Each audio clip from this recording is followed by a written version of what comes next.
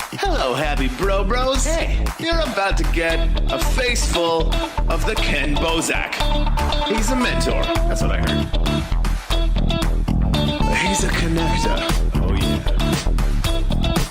He's a brilliant leader. I've seen it. He's Ken Bozak. Oh, happy bro. You gotta get some Bitcoin and hold it. Happy bros. You gotta get those NFTs and you gotta hodl that stuff. You gotta hodl it. Cause I'm Ken bro. We got your Bitcoin, bro. He's an original. Buy some NFTs and hold them. How many times does he have to tell you? Going to the moon. Going to the moon. We're going to the moon. We're going to the moon. Going to the moon. We're going to the moon. We're gonna get real high. We're gonna get real high. We're gonna get real high. We're gonna get real high. Yeah, we're going to the moon. We're going to the moon. Bro, we're going to the moon. Oh yeah, we're going to the moon. We're gonna get real high.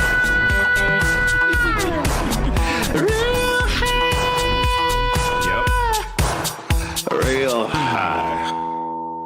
Hello, happy bros. Come get some Ken Bozak.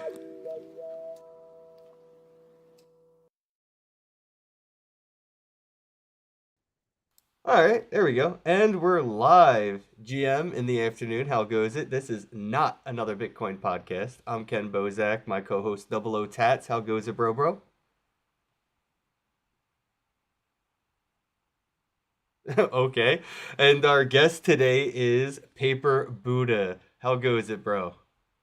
Hey, good to be here, man. Thanks. Living the Thanks, dream. man. It was good to see you at ETH Denver. I hope I get to run into you at Bitcoin 26 in Vegas this month. Are you attending? Yeah, that's the plan. Cool. Same. That is the plan. I guess for a quick, intro to the audience, I guess let them know a little bit about, who you are, Paper Buddha, how you got into crypto and what you're doing in the space. Yeah, man. Thanks. Let's see. I've been in the space since 2013. Came in early on the Bitcoin stuff, really seeing it as a store of value, working with a lot of people in the hills with, looking how to change their cash into crypto. Came from the kind of drug dealing Silk Road era. A lot of fun. My family is multi-generational weed, so I was a weed guy in California, messing around with Bitcoin early days. And then, just got really hooked on to exactly what crypto is. I read The Sovereign Individual very early. That book came out in the 90s and really predicted a lot of crypto, a lot of, government as a service, a lot of being a sovereign individual. And that stuff stuck with me. Read the white paper. I was working in a kind of an adjacent technology sector. So read a white paper and it made a lot of sense to me and started screwing around with Bitcoin early. Did all of that fun stuff, did the ICO boom, did a lot of that. Fucking dental coin, thought that we were going to revolutionize dentistry. You know what I mean? Like lots of Yep. fun. And then, I was working in the legal cannabis space and just kind of got burnt out on it, around the age of 40, looking around at what was really cool when I was a kid, this kind of counterculture movement around cannabis and psychedelics. And then, I'm looking around and I see a bunch of money, shiny shoes people, just kind of corporate takeover of the weed world, and decided, man, I don't want that to be the last part of my career. So a little bit of a midlife crisis. Looked over and saw Beeple do a $69 million sale, and I was like, oh shit, that's the man breaking the fastest mile right there. Like, oh, it can be done. You can come over here and make a bag, and start a good career and get paid well to do the art thing. I think that was about 2020. And so, I decided, great, I'm going to go ahead and go balls to the wall, become an artist, what I've always wanted to do. Early in my life, I was a graffiti artist. I was a DJ in the rave scene in the 90s. And, I kind of had to put that away and go to work and make money. At the time, it wasn't, being an artist was not a path to revenue, right? So I spent 20 years in the business world doing the cannabis thing, and like unfortunately put away all that art stuff for a while. But then, in my 40s, boom, it came all back. Definitely had some pent up artistic stuff that needed to come out, right? So just again, like really went hard in the paint. Asking myself, what kind of art do I want to contribute to the world? And really, it's a mixture of the things that I love in this world of cannabis, of psychedelics, of Buddhism, of comic books. So mixing original pulp comics with traditional Buddhist art. And yeah, that's the kind of speed run. Yeah. Nice, man. Well, I mean, you definitely inspired a few questions. First off, with having so much, closeness to the cannabis industry and now being so, ingrained in the crypto community, why is there such a disconnect in that, those two industries? Why don't we see the cannabis market embracing crypto more, considering all the hardships they have with the legacy financial models and banking infrastructure? It just seems like the writing's on the wall, but you never see a dispensary accept crypto. You never see a dispensary storing their savings or value in crypto. And then they get raided by some federal agency and they lose all their money. But like, I don't know. I'm just curious. With your finger on that pulse, why is there such a detachment from like the cannabis industry and the crypto industry? Yeah, that's a killer question, man. I think there's really like three different cannabis industries. There's the legal cannabis industry, which is dot your I's, cross your T's, a lot of, again, shiny shoes guys. They come in, they drop 50 million, they need to be regulated and compliant. So they can't really take a whole lot of risks, right? They look at themselves very enterprise focused. And it's hard to steer that battleship. Then you've got the medical market, which is protected under the law. Uh, for the most part, a little bit more risk takers. It's a smaller niche market. So you're not going to have these giant multi-$100 million multi-state operators. They're more likely mom and pop operators. And then you've got what we call the free market, right? Which some people call the illicit market, the black market, whatever, bro. We call that shit the free market. Those are the risk takers. Those are the smart guys that are not paying 82% taxes. Most of their business is in cash. And so they're trying to actively, find solutions to keep that out of reach from Uncle Sam. So those are the people that are more experimental. My friends that are in the free market are definitely relying on things like Bitcoin as a store of value, right? Like, okay, great, I can take half of this cash and I can convert it. Mm. As it's That been might since even be Silk somewhat Road. of my own fault then too, because I don't really go to the free market anymore. I mean, I kind of refuse to, in the sense that ever since the K2 error and Spice error, like you never really know what you're getting anymore. I mean, back in the day, like in the '90s when I started smoking weed, the sketchiest thing you would get from like someone selling weed would be they accidentally gave you weed they laced with, PCP, and they didn't mean to give that to you. They were going to upcharge somebody for that dust. So you may have got dusted by accident, but like you're never gonna get like, fake synthetic shit that's gonna get you hooked on a whole new thing. And so I just straight go to dispensaries and I never see, they don't accept crypto. But yeah, I would imagine that the freelance market, would definitely be inclined to, considering that it's like it's on Cash App now. You could accept Bitcoin on PayPal or whatever. So it definitely does make sense for that. And that medical market is getting a lot bigger. I hear a lot of the tonics and tinctures are starting to get approved for like insurance to cover it now. And I really am hopeful for that to take up. But yeah, the MedMen with their shiny shoes and shit. I never liked the MedMen kind of like franchise dispensaries. I always tried to kind of find those mom and pop as you know, mom and pop as dispensaries can be with their like multi-million-dollar overhead. I do try to find those dispensaries.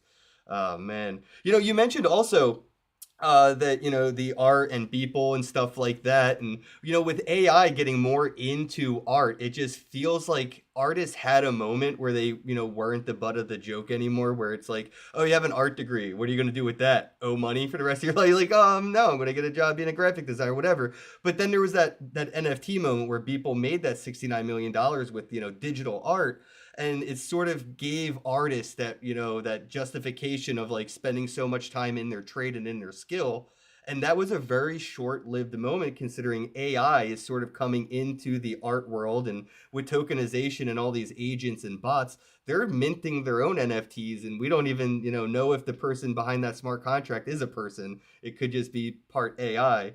Do you see any value coming to art that could be authenticated, made by person? You know, do you see any value in man-made art being tokenized versus like you know AI art being tokenized? What's the difference and where does the value lie?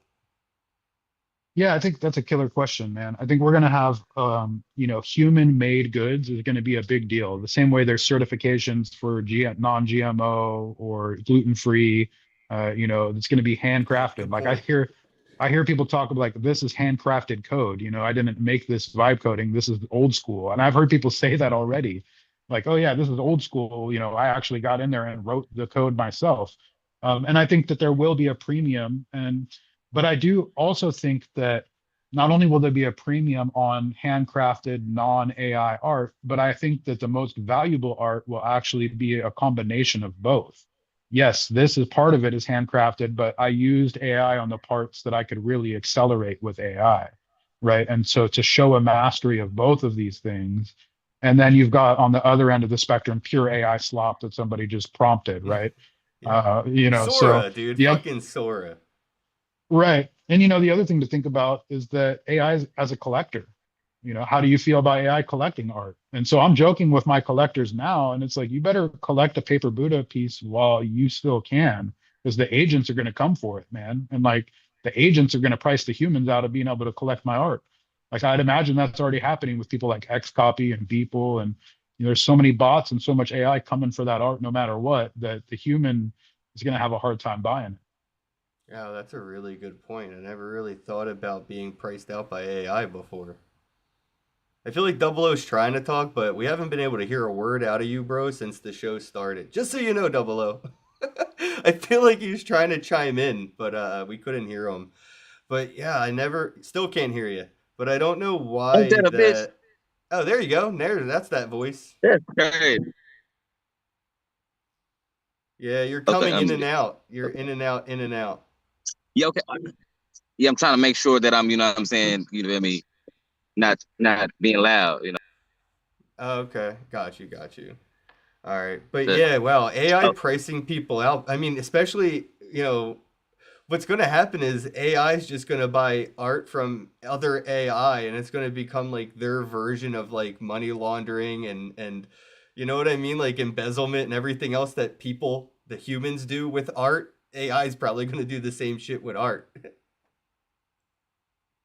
Yeah, there's going to be interesting shit for sure. Like, think about it. All of these AI, you spin up your OpenClaw, your Hermes, or whatever, and they don't have a body, bro. What's the first thing they need? A PFP. Like, it makes sense to me that the PFP craze is definitely coming back. I don't know if it's going to be slop, it's going to be AI on AI, or if it's going to be AI chasing down punks or tezzards or like original, Oh, dude, for PFPs. I some, don't I know. mean, for whatever it will be, I think we'll probably be looking at what we will consider as like fractal art. It'll be something like their fingerprint is their PFP.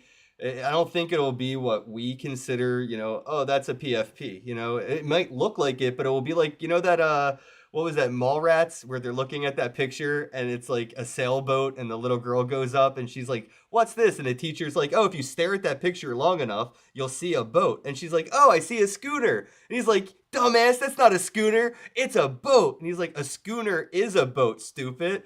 Anyway, I feel like AI might be able to do something like that where like it will see like the hidden message in the PFP if it's AI, but if it's just us looking at it, we probably won't see like, its actual identity that other AI see when it looks at it. It'll be very fractal.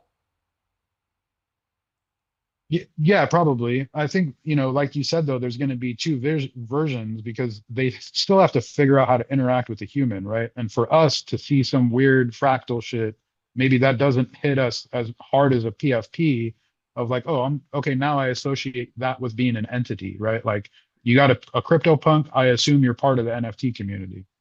True, true. You said you got in 2013, and you've really seen a lot of, things rug, a lot of different, markets in the industry, kind of manifest through like the ICOs, the NFTs, now RWAs and everything else. With all the exits and scams and everything, I don't think it counts as like a scam, but it could be because it was an inside problem. But Drafts Hack, have you seen the $285 million exploit that was a result of a 6-month infiltration? Yeah, we were just talking about this in one of my Telegram groups, man. The craziness of Crazy. that even being able to happen, right? Of like just laying low for 6 months and kind of Manchurian candidate your way in. Yeah, I think that is the first of many. I think Coinbase has one of the longest running infiltration psyop things happening that any platform could possibly ever imagine. I almost can't wait for Brian Armstrong's downfall, but I see this as something sort of like a telltale sign of something's bigger. This isn't a one-off. This isn't a Black Mirror episode. This infiltration, it was, in my opinion, probably the smallest one we'll ever see and the shortest one that there ever will be. 6 months for $285 million. Imagine what a couple years at Coinbase got somebody that's still waiting, or at a hardware wallet, or what's that one? Bobby Lee has the Ballet wallets where he pre-prints the private key onto the Ballet hardware wallet and provides you with the pre-printed private key. I mean, imagine the infiltration in a company like the Ballet wallet and what that's going to look like. Yeah, just come on in and grab the print queue. And then now I can see exactly what print jobs were sent and what they said. And like I got everyone's shit. That seems pretty risky. Yeah, dude, I think again, this is just one of those stories that's going to seem like a non-event, but because it was the first, it will go down in history. Draft is definitely going down in history for this. Sort of like Mount Gox, it wasn't the biggest, but it was the first. We got FTX and everything else, but it was the first. So people still talk about Mount Gox, and I think people will talk about Draft, but or drift. But yeah, I don't know if this is a one-off. I am very worried about bigger issues coming out of this. But anyway, with sort of like, a 2013, introduction to crypto and all that, said, what are some things that you're concerned about, right now in this space? Is there anything that you're seeing as sort of a thin ice layer? Yeah, I mean, couple things. So, AI is the double-edged sword. It's the elephant in the room. It's like it is crypto, it's the use case, right? AI and crypto go together like peanut butter and jelly. But at the same time, that's also a huge threat vector. The fact that now it's really easy to spin up 1,000 agents and say, like, let's go do some network penetration and let's go figure out, whose keys we can break. Let's go figure out who's got shitty software, who's got a bunk ass blockchain that's easy to infiltrate. And I think we're starting to see that stuff right now. You know, things like quantum encryption, a lot of smart folks around the room are working on that in certain blockchains, but other blockchains not so much. So I think that we'll see quantum encryption be cracked here very, very soon, and Mm-hmm. people that are able to adapt. Historically, Bitcoin, Ethereum have been able to adapt to these kind of threats. Tezos, you've got on-chain governance, they'll be just fine. It's very easy for them to add a proposal. But then there's some chains that are just not prepared, right? Ton is a good example. The Telegram Open Network of like that's going to be difficult for them to overcome a lot of these security risks. Yeah, You know, especially because and of the then, gamification aspect. If you're AI with quantum, good luck. bro, exactly, it's going to be a total game, right? I think the era speaking of games, the era of like airdrop farming is pretty over, right? And in an agentic world, it's really easy for me to spin up 1,000 wallets and start airdrop farming. You know, so I think that the incentivization has to get more clever around the horn. How do you incentivize new users for your blockchain? You know, but then on the positive side, you look at the DAO ecosystem, Tau, right? And you look at BitTensor and the network and the subnets and what they're doing, perfectly suited for this AI future. They've already run a decentralized LLM on their network, right? And so watching all of that play out feels a lot like Endgame. It feels a lot like, okay, the institutional adoption that we've all talked about for a decade is finally here. And the AI use case that we've all talked about for a decade is finally here. So, like, now what? Now what do we do? Right. And so keeping the indie blockchains indie, like I think I bring up Tezos again, it's still accessible to the people. You know, get in there, start a baker, start learning, start fucking around. Uh, Starting an Ethereum validator, a little bit harder right now, but there's roadmap plans to get that changed in the future. You know, so getting involved on the protocol level, I think now is the right time for that, as there's more uncertainty with AI, with big institutional adoption. Um, you know, and how far we've come with this institutional adoption where, you know, at first we were like, none of these institutions will ever adopt crypto. That doesn't make sense. So yeah, we want them to do that. So now I've got friends that like won't even buy Bitcoin because Michael Saylor owns 5% of the shit. And there's Yep. like, it's not decentralized. Like, fuck it, bro. This guy already, he fucked it up for everybody. And I'm like, really? Already? We went all the way from one end to the other, you know, but it happened real quick. I love that you mentioned the quantum thing because I always looked at crypto, even when I got in 2016. The first thing that came to my mind when I found out about like the Internet of Money with Bitcoin and the Internet of Things with Ethereum and all that was like, wait, this is like the world's biggest honeypot for quantum computing. There is no like test to publicly prove that you have achieved quantum computing.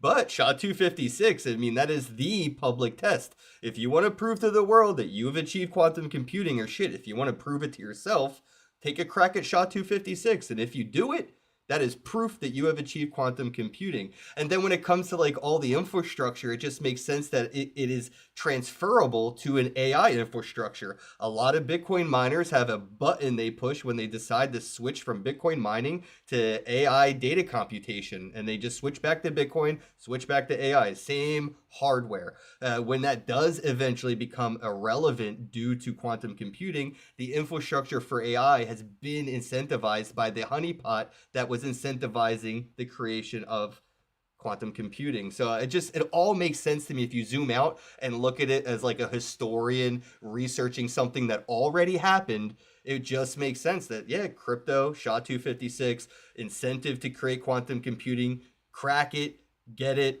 and then just that it just makes so much sense to me. And that's what I'm truly kind of worried about is we're at that point now where the honeypot is so large, the incentive to achieve quantum computing. I really think that's the actual, space race. Everybody keeps saying like, the race to the moon was a war deterrent or whatever to kind of like, bankrupt the Russians and stuff. And I think people are looking at crypto as the same space race in the same sense. They're trying to say, oh, we'll bankrupt other people by them investing in this infrastructure of crypto, blah, blah, blah. They can't afford to go to war, whatever. No, it's quantum computing. And whoever puts their flag on that moon, that's it. I mean, you got the codes to every one of your enemies' nuclear power plants. Like you're in, like that is final frontier Star Trek level shit, whoever achieves it. So, I mean, it's a bad thing and a good thing all at the same time.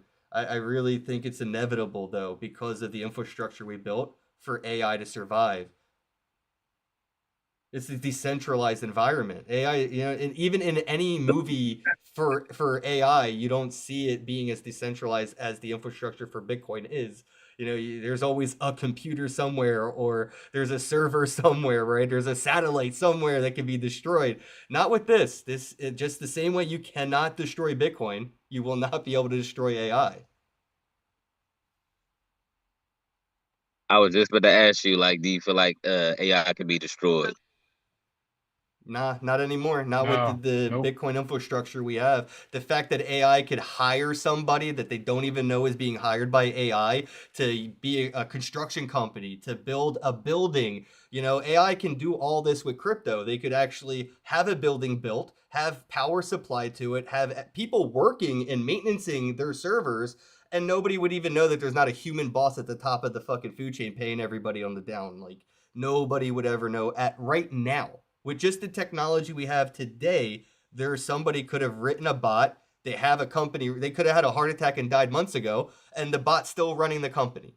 You wouldn't have a clue. Yeah, I built one of those. Uh, Oh Damn, shit. that's crazy.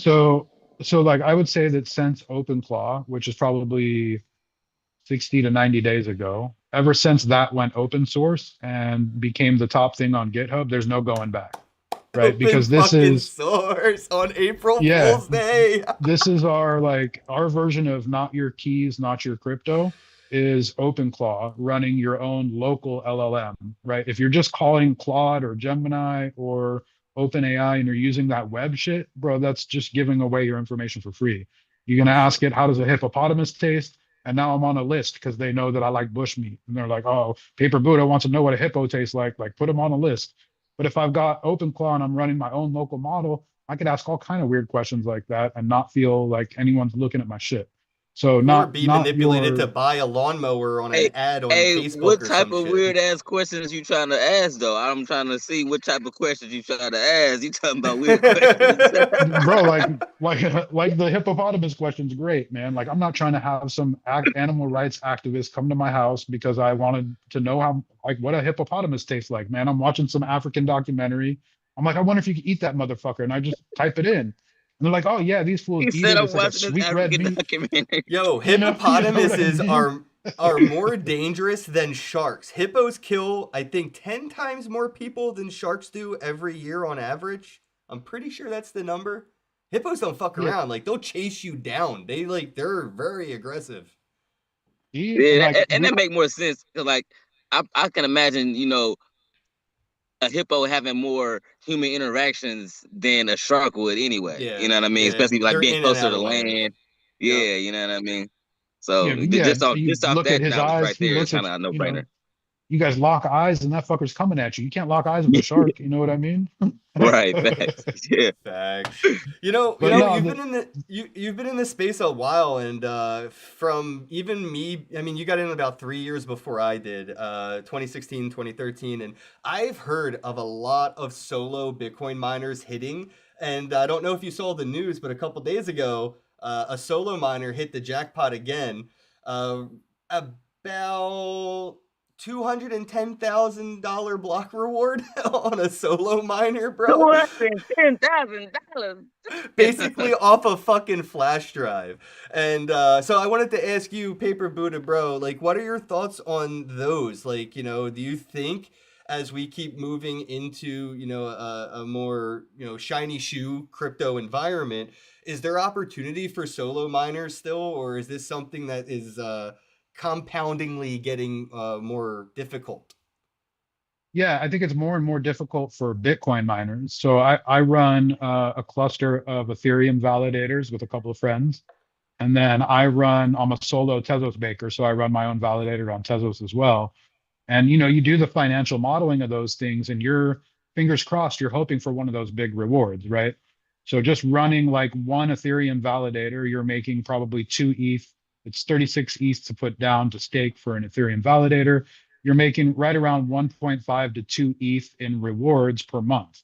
If you get a fucking dope, like if you get lucky and you hit a lottery, you're gonna double that. You're gonna get 4 ETH, and you're like, oh shit, yeah. So you're actually sitting there, at least I am. I'm sitting there making sure I'm good. So when a block reward comes, I have the potential to get that. Mm-hmm. Missed the boat with when we went from doing desktop mining to switching over to ASICs mining with Bitcoin. I never went and got an ASICs miner. I never kind of upgraded to a data center kind of a deal, which is different than what I'm doing with Ethereum, right? Ethereum is kind of right on the cusp where right now you can still run on a pretty powerful edge device, on a pretty powerful thing that you got running at home. But in 2 years, it's really going to switch to more of a like you need to be running this in a data center or Yeah. running a big cluster of them, but not missing the boat on that, upgrading my gear so that I'm still able to run in that environment means I get the potential to play that lottery and get a sweet $250,000 payday. But those What's boys have been running their shit forever, to yeah. get to that point. What would be like the, I guess, difference in like, uh reward ratio, difficulty of, I'm trying to phrase the question, but I don't even know how to fucking say it. It's just I never asked this question before. I guess so as more people get into being validators as opposed to people becoming miners in Bitcoin, the chance of that reward, that lottery, what is the percentage offset of more validators and your chances being decreased in that big reward as opposed to, obviously more people getting into Bitcoin and being a solo miner and your chances of being decreased? Like, does it matter if, like, more and more people start validating on Ethereum? Does that affect your validation rewards as much as it would affect more mining operations starting up and it affecting a miner's ROI? It's a fucking great question. I I don't even think know how the to ask reality, it. yeah, no, it's a great question. The question is basically as more people start validating, does your chance to earn rewards diminish in any way, right? Um, and the short answer is no, but there's some complicated math, right? In that when we've got more validators, we've got more volume on chain. We got more volume on chain, we get more rewards, not necessarily the random rewards. Just more transactions means I'm validating more blocks, which means I can have the opportunity to earn more. But yes, the actual lottery ticket chance of winning that solo block will go down, but it's a wash over time because I'm making more steady Eddie versus the one shot. Yeah, exactly. Thank you for the clarification, man. I was like trying to figure because I don't really get to have these kinds of conversations outside of going to conferences and running into people like you there. You know what I mean? That's why I'm really excited for the Bitcoin conference in Vegas. Super excited for Futurist in Toronto and Consensus in Miami because like that to me is sort of like, if I did graduate from Harvard or Yale, that would be our graduation reunion, even though we have multiple ones, every year. I feel like we all graduated from multiple places, right? So it just makes sense to like, it's my 10-year anniversary at the Bitcoin conference. You know what I mean? It's like, it's a big It's milestone gonna be for your me. it's gonna be your 10 year anniversary for real. Yeah, I believe this is it. This is my 10-year anniversary, 2026, 2016. Yeah. Yeah, We're gonna get bro. him, Double Yeah, O. bro. You know.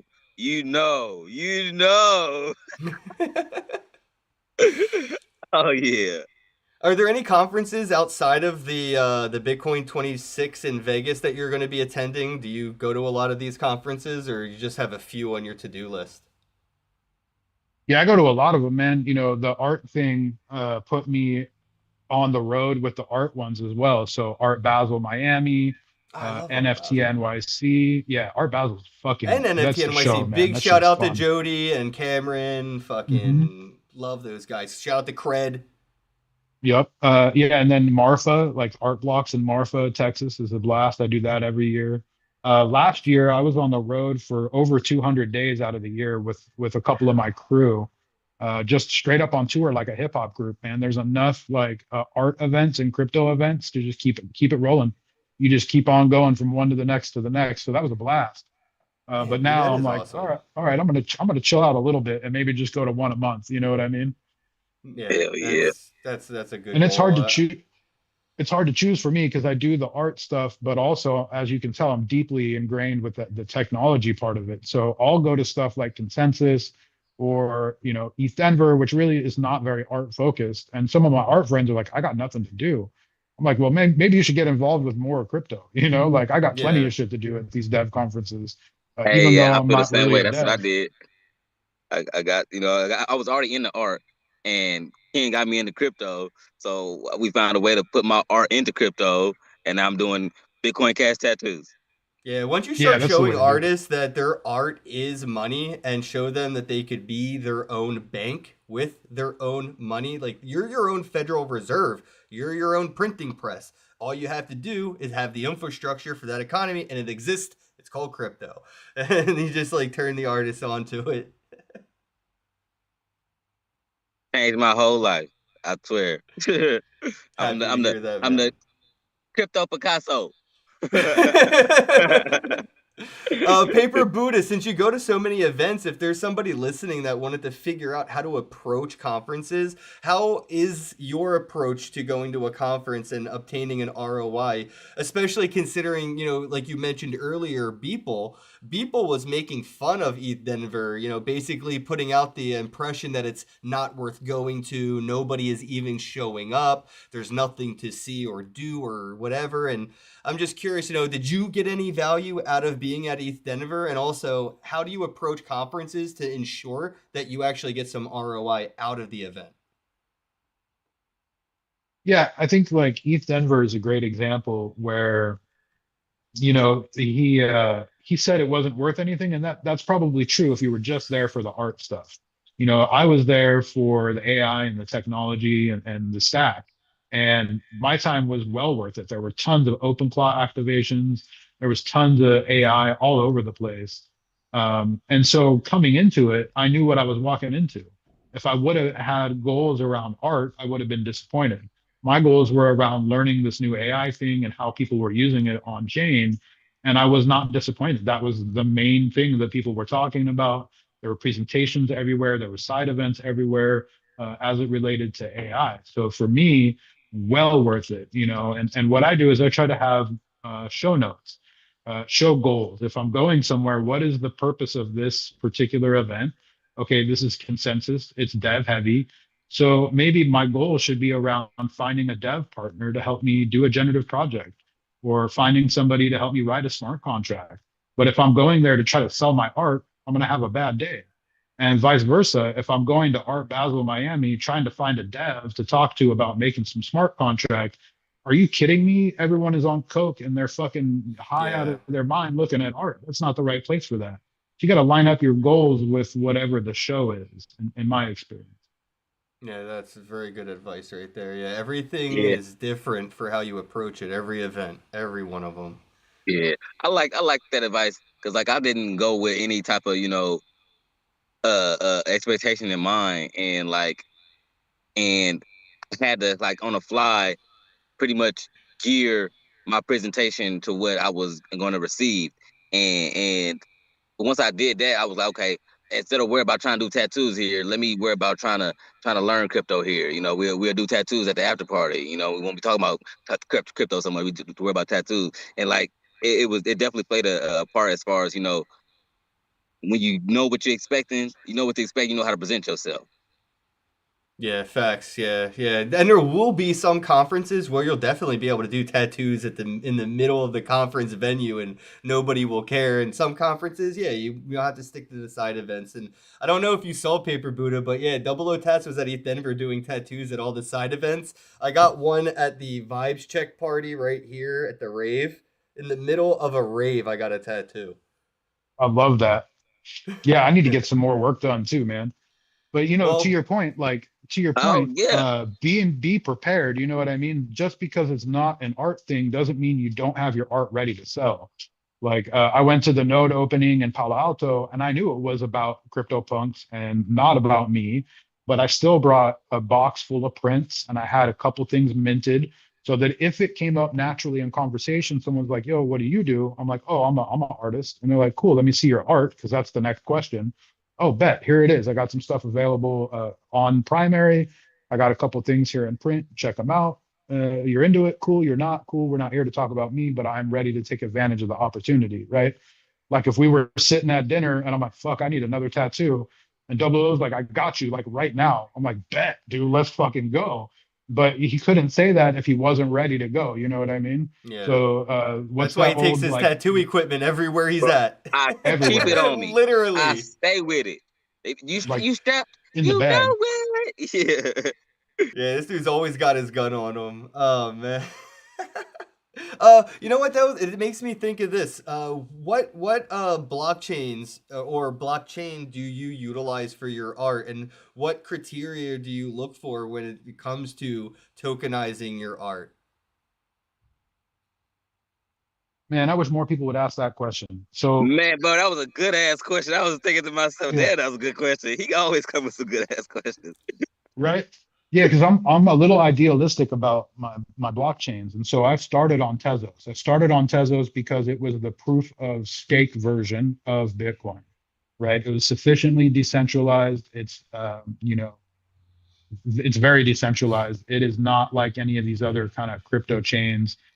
In the fact that people are out there like me, running a validator. That's my proof of stake. That's what keeps the shit going, and it's super decentralized. So I was like, okay, ideologically, that's for me. It's got an international audience, right? It's got artists from all over the world, and it's accessible. It's like people are buying art for 10 to 20 bucks. You know what I mean? That's some shit that I can talk to my neighbor about, and I can say, hey, there's this cool digital money and everyone's collecting art. And they're like, oh, cool. How much is the art? I'm like, it's like 10, 20 bucks. You can get some really cool shit. Oh, show me how. Right. But if I try to have that conversation with Ethereum and they're like, oh, yeah, tell me about Ethereum. I'm like, man, it's really cool. You could buy a piece of art for $100,000 and you could pay $1,000 in gas fees. And they're like, say what, bro?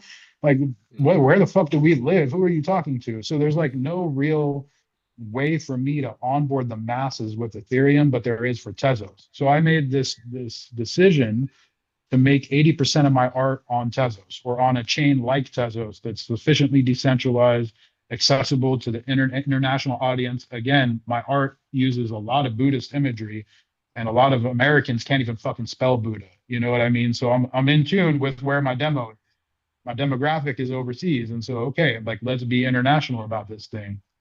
And then Ethereum is really, and I'm not shitting on Ethereum because Ethereum is really great at this institutional level museum. How do we get the big money bags involved? Yeah, the $69 million sale for Beeple is not happening on Tezos. It's just fucking point blank. That should exist on the Ethereum network. And so I've always had this kind of experiment on multiple chains, have Ethereum and Bitcoin really be the thing that is the prestige, where the main volume, the workhorse is Tezos, the workhorse is Solana, right? Solana I messed with for like a year or two and was like, okay, it's kind of getting a little too centralized. As soon as they stopped collectors from making withdrawals when they had a shitty day on an exchange, I was like, yo, if you can stop people from making withdrawals, this is not decentralized. Like, fuck this chain. And so I immediately just kind of like rolled it up with Solana. I was like, all right, that's cool. We've got work that exists over there, but I can't in good conscience go to bed knowing that my art's not really decentralized and that a couple of dudes at Sequoia Capital can like turn off the faucet whenever they want.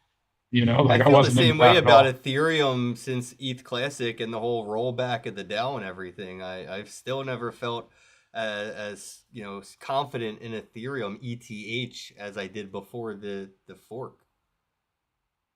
Yeah, I mean, same. What I will say is it's getting more decentralized by the day, which surprises even me. Like, I'm not trying to be the guy that's like, oh, Ethereum is so great, because I don't think it is.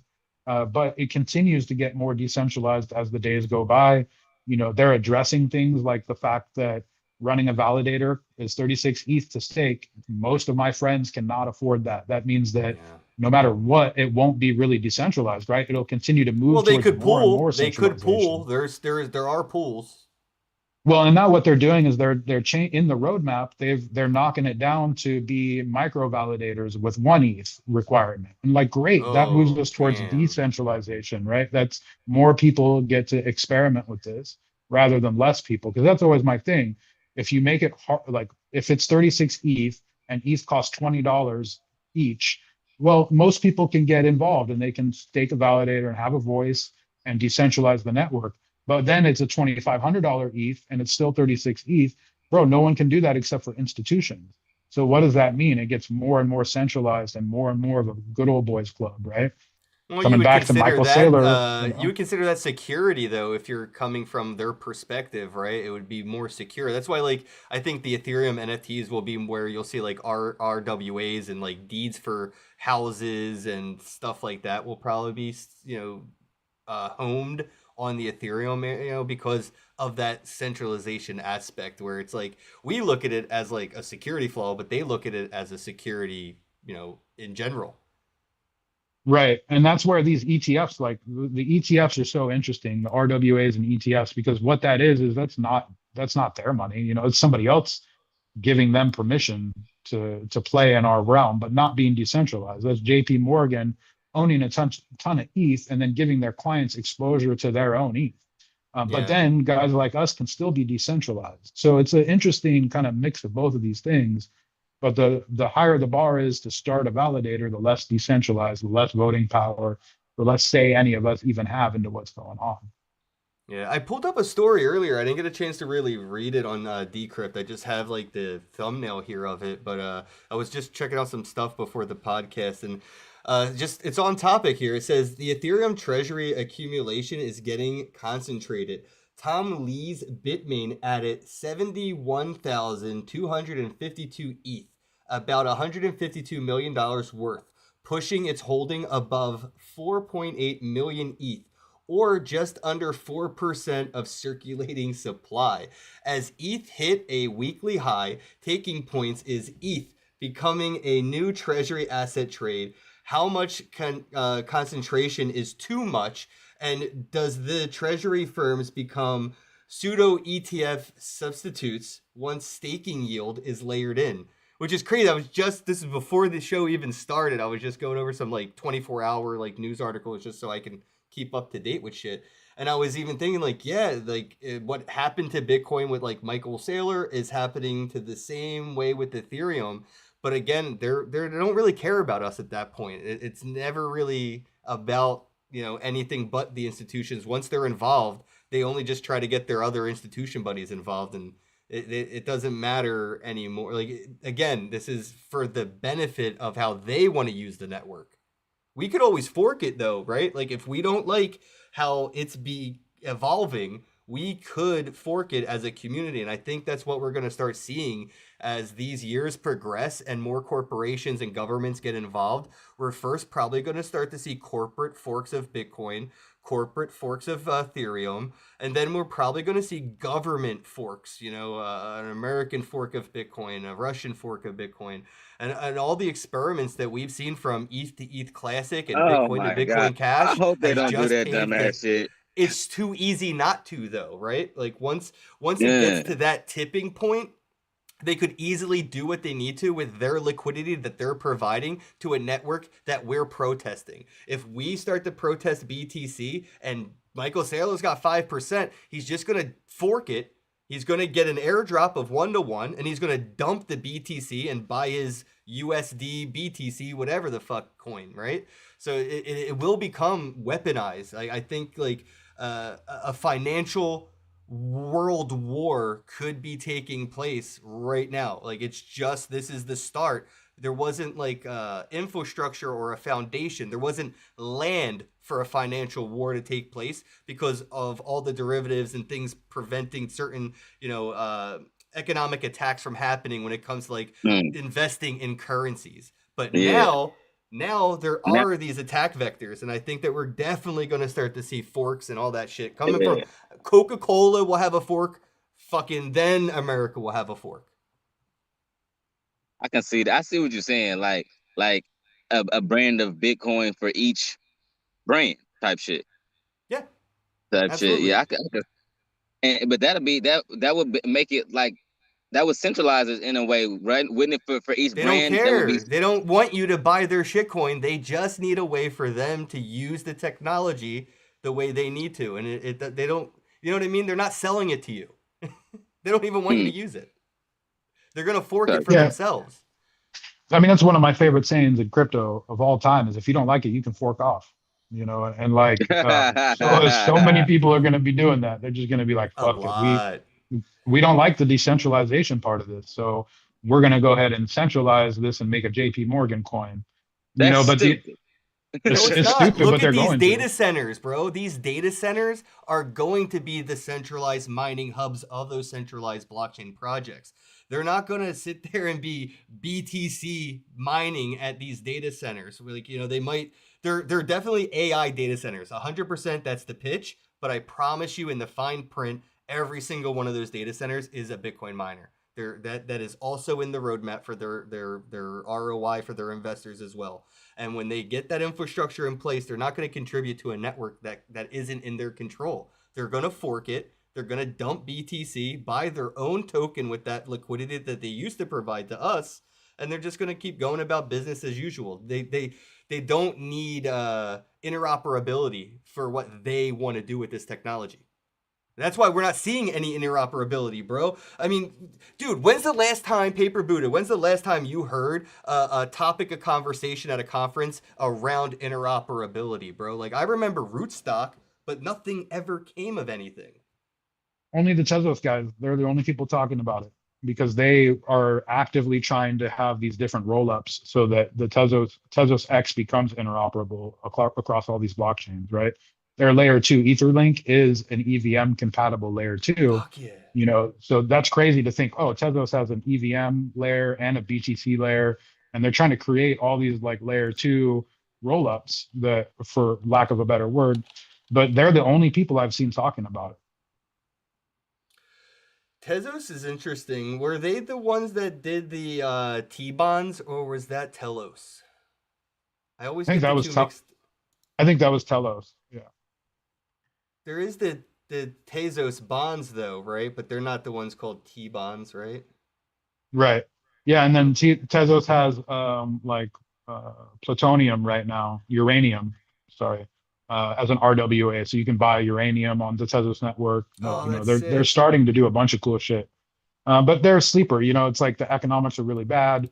Oh, yeah. Primarily only been looked at for art and traditionally, but the actual protocol itself is very compelling, right? And I think that that's where we're at with a lot of this stuff, is that the hardware is really killer, the software is really killer, but maybe the use case isn't there, you know. Or you look at something else like Tau, where the hardware is not that impressive, the software is not that impressive, the narrative is super impressive, and what they're doing, making it the AI chain and all these, you know, bit tensor subnets, you know, the way that they're mining rewards and shit is really fascinating. So just because we've got the killer decentralization or the killer tech doesn't mean that's what's going to get adopted, unfortunately, Yeah. at the end of the day. Kind of coming back to your thing about like at what point is it too risky or too centralized? It's at 3%, bro. You know, we talk about the 51% attack vector, like, oh, someone can own 51% of the network, can do whatever they want. 3% is enough to get investors to not invest. The second Michael Saylor hit 3% in Bitcoin, all of my venture capital friends were like, nope, I will never put another dollar into Bitcoin because that guy owns too much of it. Homeboy with Ethereum, same thing. As soon as Tom passed 3%, people were like, nope, I'm not going to invest in it anymore. Like, it is no longer decentralized, and it's a bad place to put my money. I think that's the perk of interoperability would help with that as well. It's almost like the opposite of a derivative in this sense. With interoperability, it would just actually decrease the opportunity of centralization in any aspect.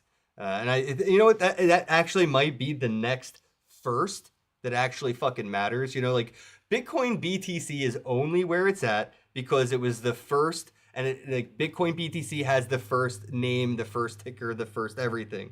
If you look at Bitcoin Cash, code, technology, whatever, it's only not at the same dollar value because it doesn't have the same name, right? The branding, the name was first, so it has that, it was first. But but with Tezos doing interoperability, the first to achieve true interoperability sets a standard that will be forcefully implemented across all chains and networks, and that will be the next first. It could overvalue the Bitcoin BTC first, with interoperability being the next pinnacle of firstness. You know what I'm trying to say? Like, first matters here in crypto. Like, you're the first to mint something, first to, you know, whatever, like, it matters, right? You're the first Bitcoin podcast, still has a lot of value, right? So I think interoperability coming from Tezos makes the best sense, and that's, you know, and it would just be the best for all the space, but it could be their opportunity to paradigm shift.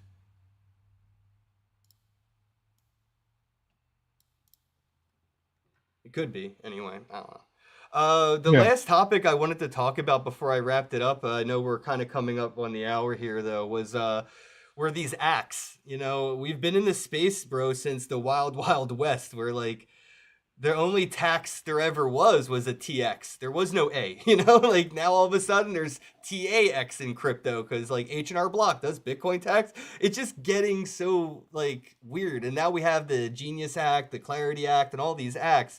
What are your thoughts on governments trying to regulate something that is inherently unregulatable? Yeah, it's difficult because money, fiat is the same way, bro. Like we might get me in trouble here. I'm just gonna throw it out there, but like, fuck taxes. I don't pay taxes, if I can ever avoid it, and I think everybody should be avoiding. I never pay taxes. I never will, and I will sleep comfortably in my free fucking mattress, eating my free 3 meals a day, watching my free cable TV until they let me out of my free hotel. If they ever want to put me in trouble, fuck them. I'll never give the Yeah, government $1 to blow somebody else up with. yeah, I'm with that, and I think that's how I choose to I feel operate that. too. Like my background, I mean, I grew up in the system. I grew up institutionalized, group homes, foster homes, jails. I know for a fact that shit doesn't work. I know for a Yep. fact that taking people's tax money and locking people up is bullshit. So for me, will I pay taxes? Yeah, I'll pay taxes just enough to keep the man off my back. I was a drug dealer long enough to know you got to keep a cover. You got to go work at the movie theater. You know what I mean? Go work at the movie theater Provable for 20 hours income. a week. That's the Yeah, word. You need provable income. provable income. These days, I'm like the worst cannabis consultant on the planet. I like had 13 clients last year, and I made like $1,000. You know what I mean? Damn, you suck at your um, job. I'm the worst. I'm the absolute worst. What I will say is, Yeah, the I would have. the tax thing is heating up. And so if you make visible crypto money, then like with your government name, as in you go to work and they pay you some stable coin, pay taxes on that, or they're going to come get you. If you're out here and you're making a bag in crypto the OG way, you're farming, you got some DeFi shit going on, you're flipping PFPs or whatever, they don't tax what they don't know about. So if they want to send a bill to fucking Paper Buddha at 555 Paper Street, like go for it, homie. I'll go pick that shit up at the mailbox. You know what I mean?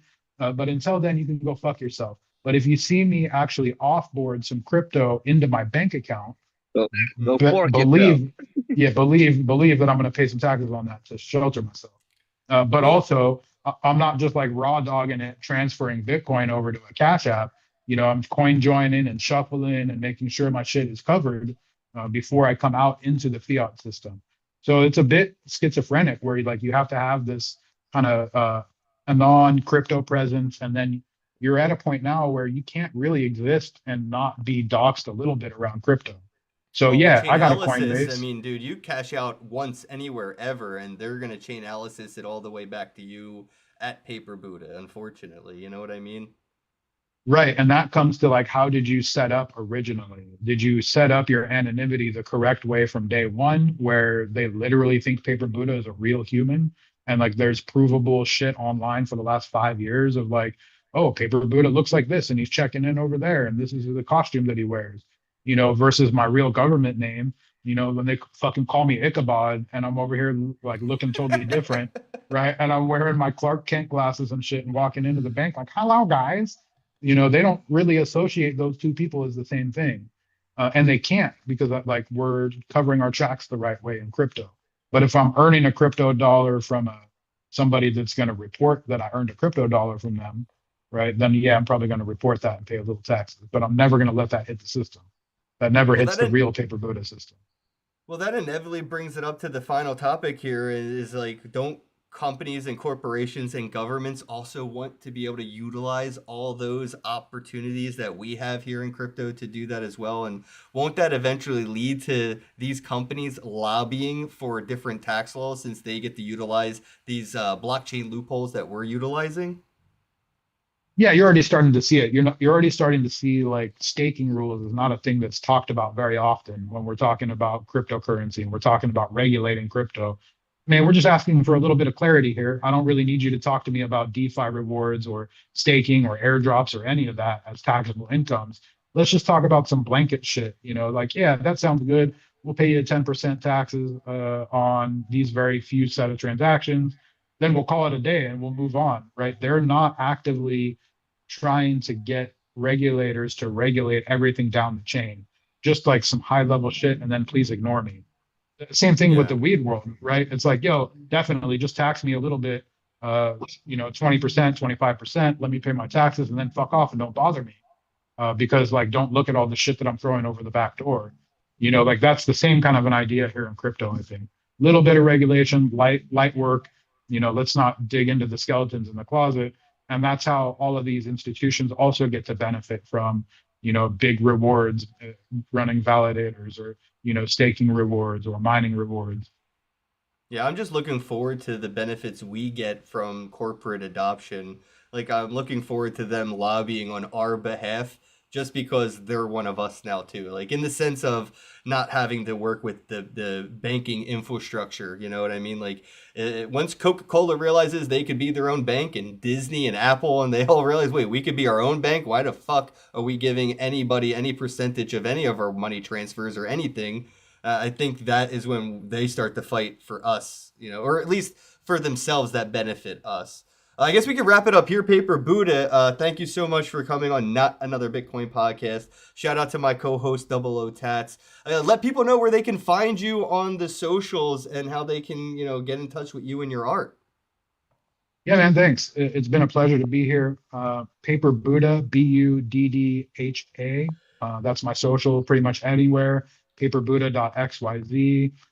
Look up my wallet, if you're trying to buy shit on Tezos, paperbuddha.tez, paperbuddha.eth, paperbuddha.sol, everywhere. Stuff that we're building today, building a lot with AI and the agentic future and very active Telegram. So feel free to reach out to me in Telegram or on any social. We'll get you plugged into the private invite-only Telegram where we are talking a lot about how to use AI in our daily life, automating stuff like being an artist. Great. I've always wanted to have a whole studio, a whole agency. So we're building that kind of stuff, right? We're building all kinds of cool shit with AI. We're talking about the future of crypto, keeping each other informed as a community, and sticking together. That's the whole deal here. But yeah, man, I really appreciate being on and being able to chill. I'm looking forward to seeing you in Vegas, bro. It's only a couple weeks away. I'll get to see Double O. He lives in Vegas, so if you're looking to get some ink done when you get to town, man, Double O can do a tattoo anywhere, and we just found a really cool smoke lounge that's like really friendly and will probably let us do whatever we want. They pretty much said so. So Vegas is going to be a really cool vibe. I'm looking forward to it. If anybody's listening, if you can't get a ticket to the Bitcoin conference, just go to Vegas because it's Vegas, right? And then LobbyCon, hang out in the lobby of the venue where the conference is at. Still do your normal Vegas trip, right? If you can trick your spouse into it, call it a vacation with your spouse and whatever, but you can go to Vegas, go to Bitcoin 26 for free, hang out in the lobby, and if you stand near the security wand people and the security terminals, you'll see everybody that's going to be a speaker. You'll see everybody that's going to be at the booth. You'll see everybody because everybody has to go through the same security.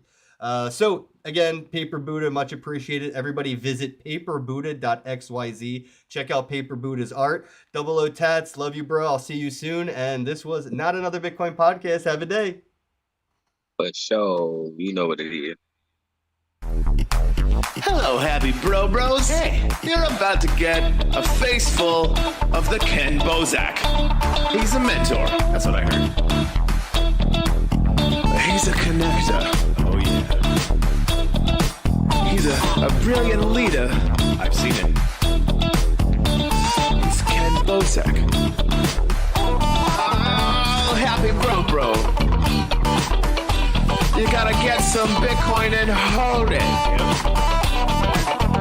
Happy bros. You gotta get those NFTs and you gotta hodl that stuff. You gotta hodl it. 'Cause I'm Ken bro. We got your Bitcoin, bro. He's an original. Buy some NFTs and hold them. How many times does he have to tell you? Going to the moon. We're going to the moon. We're going to the moon. We're going to the moon. Going to the moon. We're going to the moon. We're gonna get real high.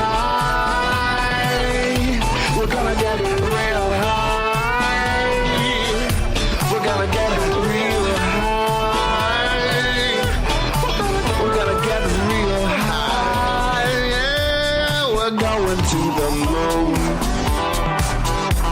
We're going to the moon. Bro, we're going to the moon.